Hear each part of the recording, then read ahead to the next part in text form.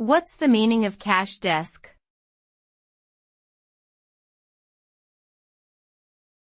Cash desk.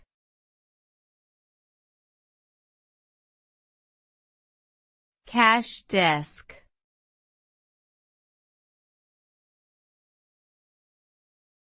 Cash desk.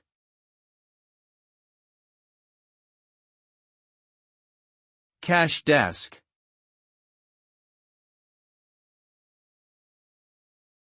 A cash desk is a piece of furniture or equipment used in retail stores or other businesses to handle cash transactions.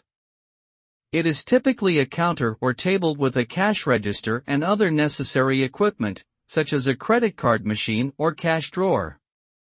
Customers bring their purchases to the cash desk to pay for them, and the cashier rings up the sale and collects payment.